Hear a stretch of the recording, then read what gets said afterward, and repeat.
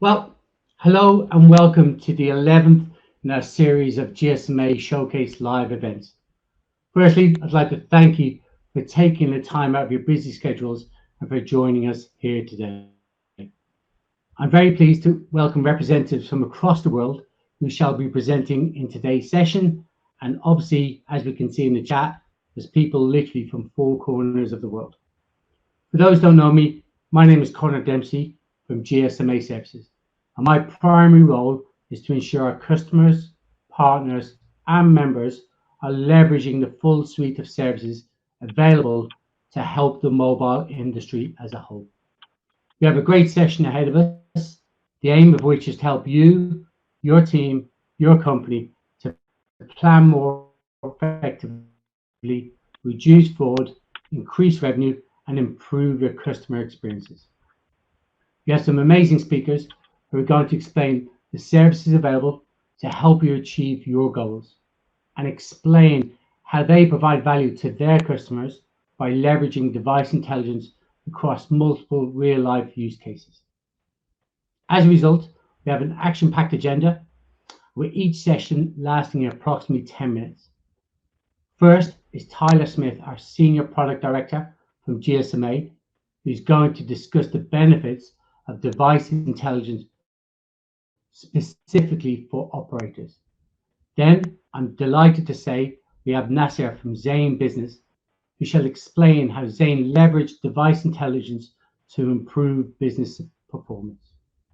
Following Nasser, we have Jason Smith, our Senior Director from GSMA Services, who shall highlight the new device status enhancements to help combat device theft and fraud. And last but no means least, we have Steve from Verizon, who shall talk about device registry and how that's helping Verizon reduce fraud. Now, at the end, we will have a Q&A session where we'll be able to address and answer any questions that may arise. Well, again, thanks everyone for joining today. We always look forward to hosting these events to help the industry at large and globally. So when it comes to device intelligence, mobile devices in particular, they obviously make up a large portion of the mobile ecosystem. And the GSMA plays a very vital role in the use of this information, not only for checking if devices are valid, but also to help the industry standardize these things. So many years ago, GSMA was appointed as the global authority to carry out and run the IMEI identification scheme through the issuance and management of TAC. So if you're a mobile device manufacturer out there and you're wanting to get into the business of creating any mobile device that connects to a mobile network, you have to come through the GSMA to obtain that tag number. And through that process, we gather lots of device identifier information once we issue them that tag. And as a result of that, we've gained a lot of data over many years, and to the point where we're over well over 8 billion devices that are included in our device information services. Next slide.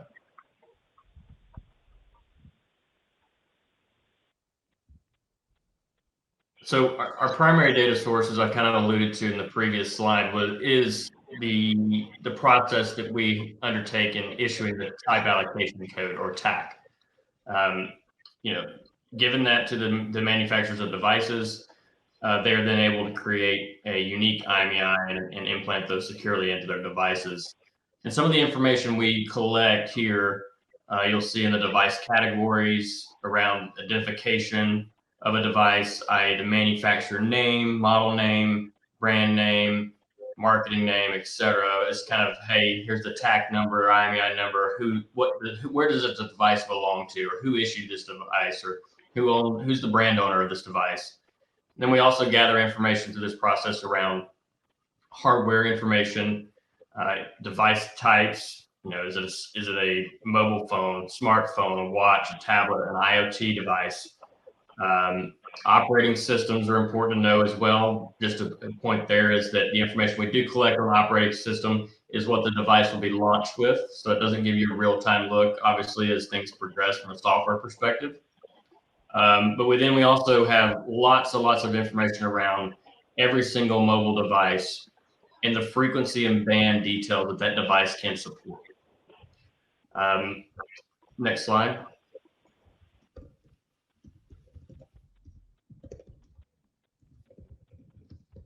So when it comes to how can we use this device, and in particular, we'll focus on operators today, but our device intelligence that we have really services the global mobile ecosystem. Anybody who deals or has to interact with a mobile device can benefit, does benefit from using our information around mobile devices. And these can include, but are not limited to, device traders, government regulators and law enforcement, insurers, operators, mobile virtual network operators, software providers, and et cetera. It goes down the list, and that list continues to grow year over year of who this can help, because mobile continues to connect us across our everyday life and everything, and things we don't even think of. Some of the major benefits and how this helps operators today and also in the future is, on average, we're issuing about 12 to 14,000 PAC per year. That means, in theory, you could have about 12,000 new device models entering the market every year. We're seeing increased growth in particular areas of IoT. We're seeing a lot of growth in wearables that are connecting to wireless network or mobile wireless networks. And as a result of that, it's more important today than it ever has been in the past for mobile network operators, particularly those who are managing their network, to be able to accurately and quickly identify devices that are connected to your network, to know, okay, what is the primary purpose of this device? Should this device be using this much data, right? Is this device on the right subscription? So there's a lot of different ways to use that device from a technical perspective. And then from a marketing or customer support perspective, you can also use the information to go and look and say, okay, what devices are on my network today? And particularly looking, okay, let's say I'm looking at sunsetting 2G and 3G. Well, I can look and say, okay, this is how many 2G, 3G only devices I have running on my network today. I can match those up to my customers and then easily create a promotion or something to say, hey guys, we're moving down and we're sunsetting these particular services, but as a result, we're going to give you an offer here for this new device that works even better and will be better suited for you as we continue to invest in our network.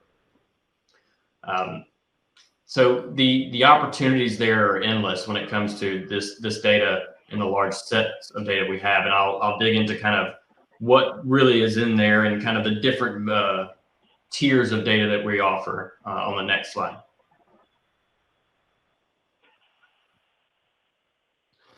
So our data that I've been talking about is all indexed by the TAC number.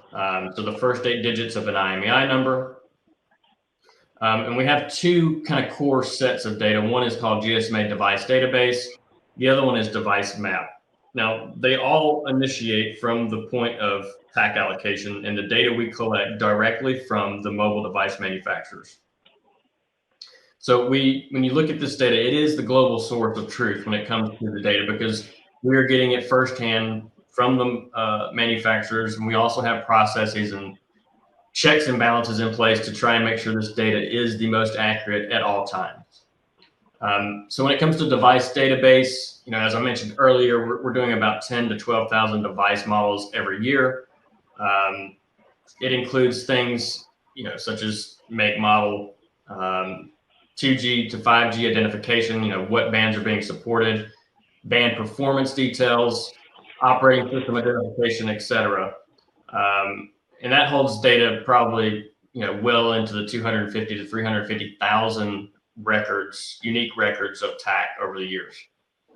And then we build upon that, and we create what we call GSMA device map. And device map basically takes us from a from device database, which is about 24 to 26 attributes for every device model, to over 150 device attributes. In particular, what I would like to call out is our IoT device type classifications. As more and more of these devices are connected to network, it's more and more important to understand how and what their sole purpose is. So included in this data, you'll get things like, if it's an IoT device, is it an IoT endpoint? Is it an enabler? Is it a gateway? Also down to, hey, what is the primary purpose of this device? And we have lots of different types of primary device types, including smart locks. It's a smart meter. It's, I always like to say it's a refrigerator, which that doesn't happen, but I think it's funny that we may get there at some time. But all that information is included in device map. Other key things that are included in that, which helps you see devices in a different light, because even though you may have device model A and device model A in hand, they may not always be created equally, right? They may share the same model or marketing name, but they may have different TAC numbers. And the reason behind that is that sometimes these devices are created for different regions or networks.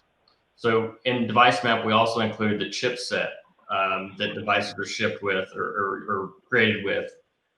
So there's lots and lots of opportunities to help enhance your current business model today, and have this data at your fingertips at all times. Next slide. So just a quick way to wrap this up and kind of how we deliver the information and what's the process and such. So we offer the data securely, obviously, and you can get it daily with the ability to set up profiles and select what data points you might want. You can set that up to be an automated pull process of the data. You can take the full data set every day. You can also elect to do delta, whatever changed from the previous day and new, I can pull that down and into my backend system. There's also a very general web portal-based tool that you can search and look for things kind of as desktop reporting goes. And I'm also in the process of scoping, a higher performing real-time one-to-one query as an API tool for tighter and more seamless integrations. And I'm looking to hopefully build and launch that at some point in 2024. So with the first slide, I'm going to introduce myself. My name is Nasser Hassawi from Zain, Kuwait. I'm going to talk very quickly about the company, our Zain. Zain is a mobile telecommunication company in Kuwait. We were founded in 1983. We are a group of operators. We are 7 operators over the Middle East. We are the first people launch the commercial GSMA in the region. And then we are also the first company in Kuwait to launch 4G internet services. And then also we announced our network is ready for 5G services in 2019. Next slide, please. Okay, in this slide, I'm going to talk to you about our journey with the device information. First, I'm going to talk about what we used to have, and then what we reached to at the current state. So when it comes to device information, the device detail, we were collecting it from our device management vendor, commonly known as OTA vendors. So the process starts as a monthly basis. We receive a file, an FTP server, then we start the validating process, doing the sanity check, fix anything if we can fix, and then we will send it to the loading process, then to be ready for the consumer to use it in our analytics. Throughout the process, in case there is something we identify, an issue identify in the along this path, we will have to send it back to the vendor to fix it. So as a normal process, it will take about 5 to 10 days to have something up and running for the end users, or sometimes will take longer if the thing that other action or specific actions, correction needed to be done by the vendor. So what I mean here is related to the productivity. As you may notice from the solution, it's maybe, say, a cost-effective solution. However, it limits the productivity because the information is not ready at the time end user would like to have it to start their own analysis. Next slide. Okay. So later on, we have to sit together, and then due to the increased device penetration in the network, the smartphone device penetration, and IoT, and the starting journey of the digitization. So we have to sit together and identify a way to have a better solution. We ended up with GSMA product after setting a specific criteria within an objective to fulfill the following. We were looking for an accurate and trusted solution. By this, not only minimize the validation effort, but also accepted by others. One of the scenarios that we used to have when we were reporting our device insight from that device management vendor, we will have mismatched information from other people doing the reporting inside the company. For example, network. When network say, okay, I have this much number of devices from this brand and that brand, our information is always in conflict with each other. So we need to have a solution that is trusted by everyone. So this is the first point. The other thing we were looking at is enabling the automation and integration. We want to limit the human part as much as possible and have seamless integration. Also, we want to shorten the analysis and the insight cycle. As I mentioned, that we used to have the data ready by 5-10 working days. That's the best case. We want to have the data loaded on a daily basis with the recent information as possible.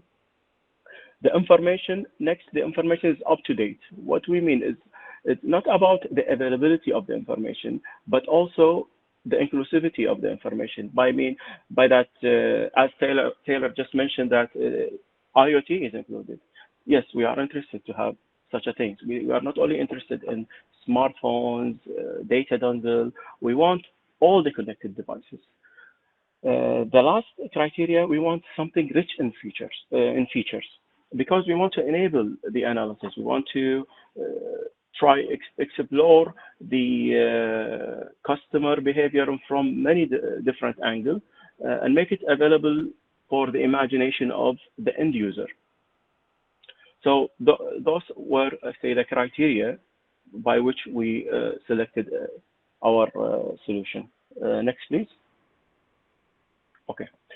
So today, what we have is a lot of analytics are generated with the use of the device information that we have from GSMA. As example, just to name a few, Insight Analytics, it's a key input in many reports, many dashboards, many machine learning models. Device level segmentation and identify the customer device history.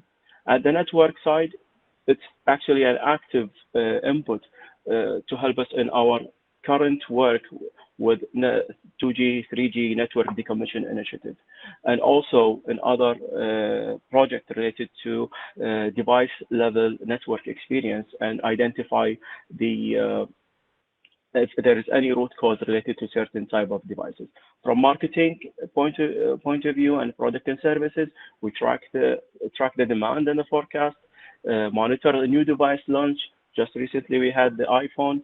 Let's say in the past, we used to have a long time waiting the information to be available in order to report information related to new device. Now we don't have to worry about it because it's always up to date. We are synchronized with the, say, GSMA device mapping source on a daily basis. We have the information ready with us. We identify the market device preference, also conducting the device-based market campaign. At the government and regulatory, we are fulfilling the part related to device information security. We also participate with the regulatory to provide insight related to smartphone and market analysis data. And we have other many application we are at the moment. The good story is that like we started with Zain Kuwait. Yani, as I mentioned, Zain is a group of operator. We started with Zain Kuwait 3 years ago, and on the average, like every year we have a new sister company joining us in utilizing this device information. Now we have a total of 4 operators using the device information because of the level of the accuracy and the trust that we find and the seamless integration that we have with our operations. Next, please. So I will leave you with some like to close my summary about our experience. Let's say a trusted, active, and enriched device information capability is a basic need and a key for us to help understand customers and meet their expectations. So thank you for your time. Brilliant. Thank you, Nasser. Some really good insights. And the thing I like most is the fact it's actually real life examples. So hopefully everyone can take that information and think, how could you apply that within your organization? So very much appreciate it, Nasser. Thank you, sir. The next topic we're going to talk about are really taking those device identifiers and the information that Tyler mentioned and that Nasser discussed and move into status. And that poll is a good preface to that. We've got status information that is being exchanged historically just for lost or stolen type devices, but the needs for various status information, again, for reflecting back to the poll, indicate that there's a lot more information out there that's needed by the marketplace to figure out what's going on with the device. Not just used devices, but also new devices. These primarily, though, have been supporting kind of a BYOD device, secondary device market extensively as organizations try to value devices. They need to answer 3 questions. What do I have? That's the identifier type information we've talked about. What do I have? Where can I use it? And how much is it worth? So all of those kind of go together to figure out what you're really going to do with that device, maybe where you're going to try to redeploy it, if you're going to sell it, if you're just going to recycle it. And this information is key to making that decision. So the status information, GSMA has historically provided with our device registry platform, where entities flag devices for a variety of reasons. And then we have a device check service that allows people to check that information. Next slide, please. So this kind of helps segment that. On the left-hand side of your screen, you have this device registry, which again is collecting information. Entities are reporting. We've had more than 100 million devices have been flagged. It's probably well over that, actually. As our next speaker, Steve, will talk about, we actually have some fraudulently obtained devices being flagged and blocked. And so that is a growing separate use cases. And we have more than 150 companies now that are actually contributing, not just mobile network operators. Next slide, please. This is kind of helps bring it all together about device status information and the intelligence derived from that. In the center, you have the device registry. Again, on the bottom left, you've had operators that have historically contributed lost or stolen reports, and they're helping to protect essentially more than 1 billion users by blocking devices that their customers, for the most part, are reporting to them as lost or stolen. We then, a few years ago, added additional contributors to that ecosystem, so insurers, retailers, distributors, OEMs, and even MVNOs. So many more organizations are now contributing this block list status information to the GSMA database, and we're looking to expand that even further to help reach some clients and device owners that might not otherwise have the technical know-how or resources to be able to contribute to our platform. So we expect that number of different contributors to grow. Our device check platform, again, has been operating for well over 10 years, and we have really, I would say, that 250 organizations. You could probably double it or triple it. And the reason I say that is we have authorized resellers and service providers who take this information using our API and help extend it to many other organizations. So it's in 50 plus countries, and it's a very robust ecosystem of contributing status information and having organizations check it to figure out what's going on. Next slide. So the use cases about this whole ecosystem have historically been on the left-hand side of your screen, referred to as the block list. Formerly, it was referred to as the blacklist. These block list use cases are really trying to block the trade and use for devices that are flagged due to lost or stolen, fraudulently obtained, even broken or faulty. And we've even added a court-ordered blocking to help address some unique use cases. So these are very clear-cut. Hey, if this device has been flagged, you're not supposed to use it. Okay, it should be blocked in some capacity. We're introducing 2 new use cases, and we launched them last week. And these are for reporting of ownership claims and financial claims to a separate list that really says, hey, you need to, if you look at a device status and device check and you find that it's on this general list, you might want to have some further investigation before you take action. And I'll go through a couple of use cases now. Next slide.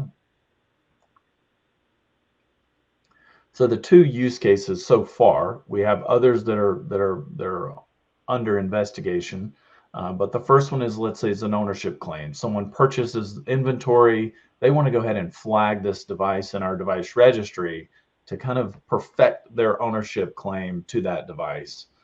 In some countries, a lien could be applied. This is the closest thing you could get to that from a global perspective of reporting it on the official device registry as asserting your ownership claim and interest in that device. This particular customer would then lease devices to a customer. That's becoming more and more common. And maybe the customer files an insurance claim on a device that they really don't own. It could be intentional or it could be accidental, but in any case, it would amount to a form of insurance fraud. Those insurers that are checking the GSMA data would see that IMEI has been flagged as subject to an ownership claim by a given organization, and they're probably going to dig in further, kind of put their heels in, say, hey, we're not going to go ahead and pay out this claim. This looks like it could be fraud. Again, could be innocent, accidental type thing, but it could also be an indicator of fraud. In the second use case, financial claim. So a device, this is very common. A device is sold subject to a financing agreement. The seller of that device could be an operator or could be a retailer in any case, but selling it subject to a financing agreement. They flag the device. Maybe the customer seeks to try to sell that device before paying the balance. It's not that they're not allowed to sell the device, but in most cases, these agreements require that the owner of that device satisfy that outstanding obligation prior to selling the device. So in this case, the buyer could assess device check and see this flag and decide, hey, I really don't need to proceed with this device, or I need to make sure the seller of the device satisfies that claim and has it removed before I take ownership. This also could be used to help report back to the entity that actually flagged it subject to the financial claim, letting them know that the device owner has queried, or someone has queried that device, indicating that they could be about to sell the device, and there could be some procedures and put in place to kind of automatically, politely notify that device owner that, hey, just so you know, you need to make sure you satisfy this balance before you complete a trade. Next slide, please. Just real quickly, this just brings it home. This is an example of our web results from our device check. on the left, and then our API results that indicate, hey, there are two separate kind of data sets provided. This is provided, this additional data is provided at no extra charge to our device check customer base. It would indicate, is it or is it not on the block list? Is it or is it not on the general list?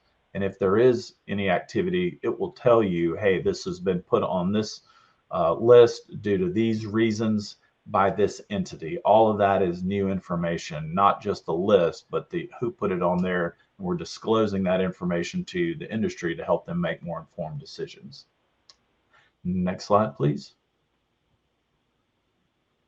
So now we'll be moving on to Steve, and he'll actually be able to speak specifically to some of the developments related to the block list reason codes and the development and the use of the device registry. Thanks, Jason. Unfortunately, I don't have any visual input here from what's being put on the screen, so I'll follow along with the deck that I sent over earlier. I am getting some feedback, though, if someone could mute out. So a little bit about me. I am a fraud strategy manager with Verizon, been here since 1997 with a legacy company, Bell Atlantic Mobile. And I've gone through a series of different progressively responsible positions here at the company over my 26 years. Most recently, I've spent the last 8 years working with our fraud team to try and identify ways to prevent handset fraud. In addition to that, I'm responsible for some of the other activities that we use to try and block or prevent proactively some of the fraud that we see. Jason, are you following along on the presentation that I sent over? Yes, I am. Or someone driving that? Okay. So if we can just go to slide 3. In summary, I think the abbreviated discussion points here that we use the block list along with a number of other strategies to try and create a more comprehensive one which works for us. In addition to using the block list for identifying devices lost to fraud, we use it for our lost and stolen piece, as well as the court-ordered suspensions that we do in compliance with our Department of Corrections for each of the states here in the U.S. Additionally, we work hard to try and find solutions to prevent the alteration of IMEIs to obfuscate or get around the identification of a device with block listing. And third, if you look here, what we do is we work very hard to try and promote legislation that helps to create a safer digital marketplace where devices are not going to be offered for sale that are block listed. A little bit more about that in a moment. Next slide. If you look right now, there's a multicolored grid in front of you that shows the 4 or 3, technically, major carriers in the U.S. that provided information to the GSMA in 2022. A lot has changed since then, but what we had seen is that the fraudulently obtained as well as the lost and stolen data was being acknowledged by 3 of the 4 carriers. One of them, that's in magenta there, was not recognizing the fraud or the court-ordered piece. I can say that as of recently, I think it was last month, the magenta-colored carrier has gone ahead and absorbed or subscribed to the information that is provided by AT&T, Verizon, and others for fraud. So we are seeing a greater penetration here in the U.S. to help us to go ahead and identify ways that we can go ahead and block these devices at the network level from coming onto our network. Now, with that comes, the bitter pill of trafficking. What happens when the devices are no longer usable in the United States? They get sent elsewhere for use, which we always don't have visibility into, and those countries may or may not be active in the block listing process. I think it was somewhere around 20% of all carriers have some level of participation in the GSMA's database, and it's growing. But not all carriers are utilizing the block listing information. So there's room for improvement. We're trying to get ahead of it to stop the thefts.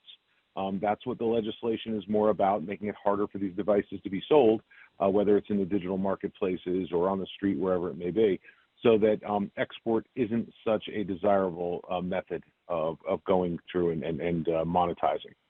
Next slide. If you look here, you should see 4 pie charts. On the top, what you see on the upper left is that Verizon in red represents about 1.6 million devices in total that between fraud and lost and stolen are categorized. You have about 1.8 for our friends in blue over at AT&T. The magenta carrier is 1.23 million devices, again, both for lost and stolen. But again, knowing that they did not subscribe to fraud, we saw all of the devices being put in that bucket. And then we have, of course, the Sprint carrier, which is in yellow, which was purchased by the magenta carrier. So when you put the total together, there is about 1.8, call it, million devices there. So all of the carriers are seeing a relatively equal number of lost and stolen and fraudulently obtained devices. If you want to go down just below that, you'll see the fraud piece, which we found led us down the path to a couple of different improvements. We were able to collaborate with other carriers on the need to be able to define fraud a little more clearly. As AT&T, you saw that they were not contributing as much as Verizon was. However, they were missing certain categories of fraud that they wanted to start adding in, and we should see a more equal distribution between AT&T and Verizon next year, meaning the 2023 results. What you will find, though, is that the magenta carrier was, again, putting all of their losses into the lost and stolen piece and is now utilizing the fraud reason codes as well. So for the latter part of 2023, they will have some fraud numbers added. Bottom line here is that we are seeing better penetration of this information through the U.S. ecosphere. Other carriers are starting to take this on as well. These just happen to be the larger ones that we used for the sample. Next slide. What you should see here, and I'm assuming you're seeing the same thing I am, you see a slide that's entitled, "Are OEMs in the industry working to solve for IMEI hardening, or are they stymied for a solution?" These are some news clippings that you see on the left about a particular theft that occurred down in Houston, or I should say an organized criminal network, that they had about $65 million worth of devices pass through a retail store, not much bigger than your average pastry shop or bakery. It was relatively small, but over the period of a few years, they were able to traffic devices that were lost and stolen and go through there. But what you also found is if you go to the far right, they were utilizing the XTC2 clip device for the purpose of altering the IMEIs. So it brings us to the question, well, if you can alter the IMEI to get around the block list, what do we need to do? Well, let's talk about hardening. Let's talk about hardening an IMEI and what needs to happen there. And I'll jump down to the next slide, if you will, where you see the lovely red triangle, where we've made some recommendations for the OEMs who have not been able to solve for how do you harden an IMEI when it has to be programmed on the floor of a factory. Basically, it's a rewritable PROM, or if you will. It's not longer read-only, it's programmable read-only memory that they were utilizing, if I remember correctly. But if we were to go ahead and put some sort of token generation that occurred along with the IMEI at an OEM server, we could perform an attestation on a daily or weekly basis, at which time, as long as the device is confirmed, the OEM server would allow the device to continue to operate. If you fail the verification, what would happen is the OEM would need to disable the device. This is just an example of one way we could make suggestions for better control over the IMEI manufacturing and how it would prevent it having security gaps. So the last slide that I'll get into here is slide 8. It's entitled U.S. Stolen Phone Legislation. I began working on this in late 2019, early 2020. With the CTIA Stolen Phone Working Group here in the United States to try and update the latest version of the U.S. code to implement the Stop Stolen Mobile Device Trafficking Act. Quite honestly, the legislation here in the U.S. is quite weak as to what is done. It was basically written in 2012 when we still had numbers being printed on labels and stuffed under batteries on devices, saying it was illegal to remove that number. That's it. There wasn't anything beyond that. The current draft that we put together looks to restrict advertising, distribution, and sale of equipment or services that are designed to alter an IMEI, remove it from the block list, to buy or sell or import distribution of devices that are used to alter an IMEI or how a SIM operates. So SIM covers, IMEI overriders, things like that, taking them off the digital marketplaces. We've been fairly successful with a task force that's been put in place to work with some of the digital marketplaces. The Communications Fraud Control Association, which I'm the vice president of, we are working with eBay and other digital marketplaces to have them voluntarily pull this information down. You know, the old saying, it takes a village to raise a child. Well, it takes a village to catch these criminals. And what ends up happening is we have to go and do the scrubbing of their sites for them to help identify nefarious ads that we want to pull down. The real goal here, though, at the bottom of the list is we want to create a punishable offense for advertising the sale or purchase of blocklisted devices. We want to make sure that devices that are lost to theft or fraud are just not available out there for people to trade freely, like, you know, the superhero trading cards. They shouldn't be that easy to pass around. And certainly by having some policing going on of the digital marketplaces, it makes it much easier to disconnect the folks who are so easily connected today.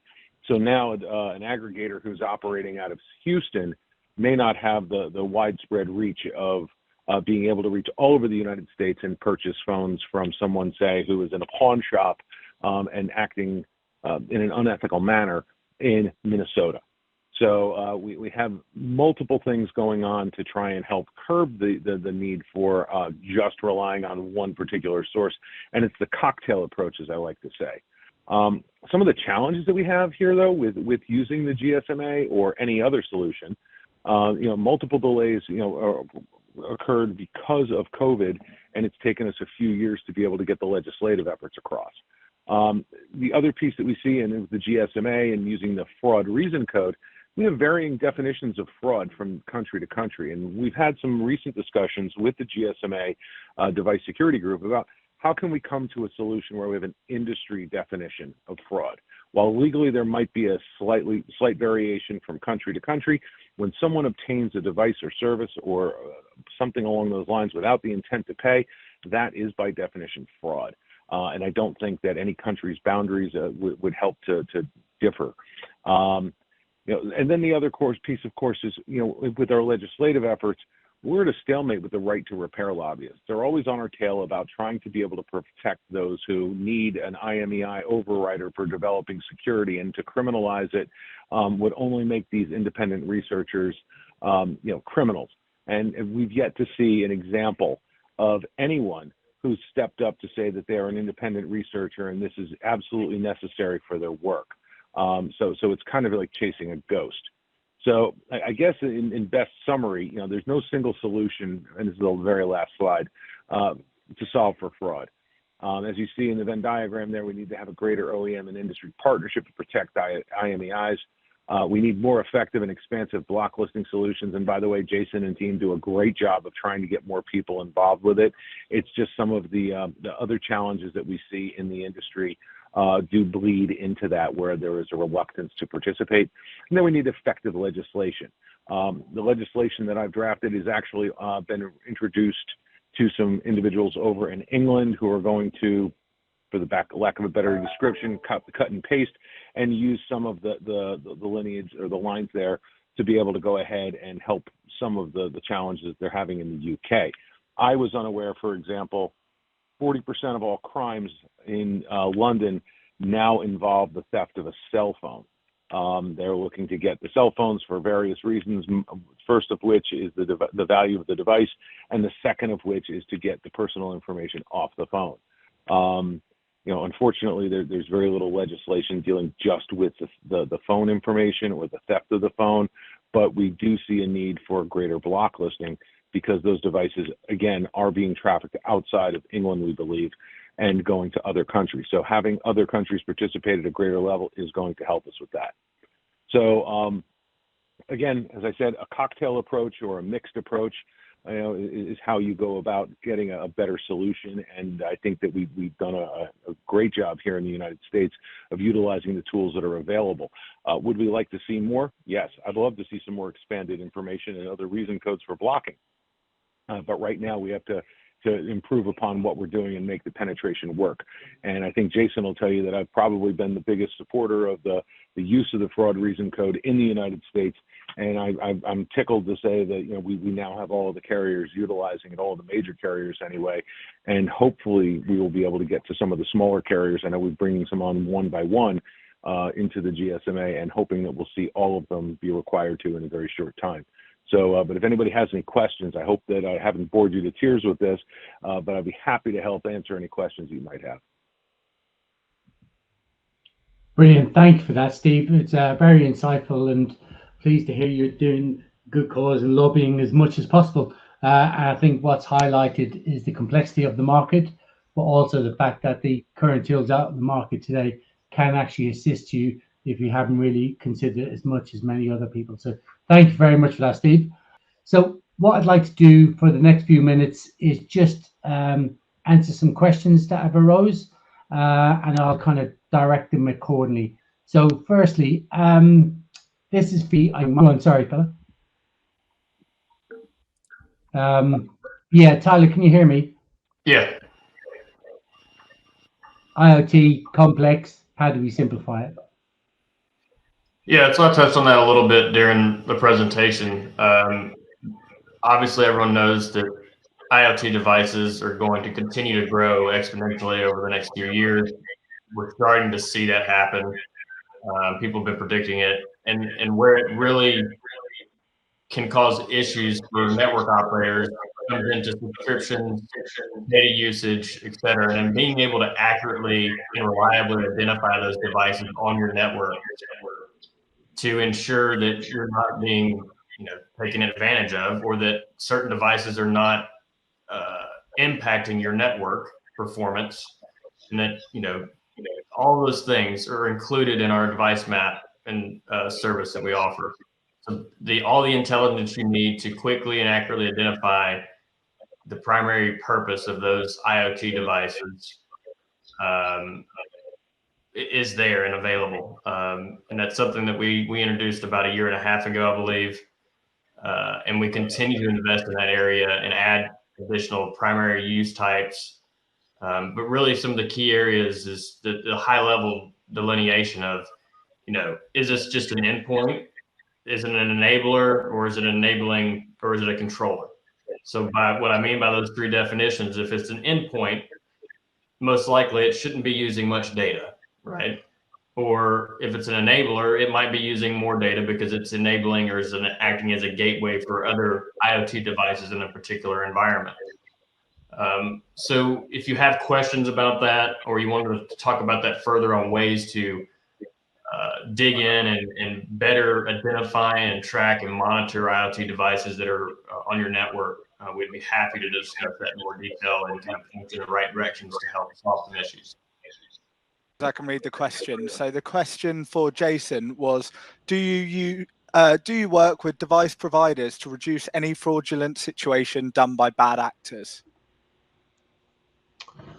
Yeah, we have a reporting process if we identify the results. So in terms of who the bad actors are, I'm assuming that when you're talking about a bad actor to a device provider, you're talking about OEMs. I'm not sure if you're talking about another entity. If you're talking about OEMs themselves and device manipulation and counterfeiting and modifications, then yes, when we do get that type of information, we help have by having a reporting process to most OEMs who have joined that, and have a mediation process for IMEI security and integrity.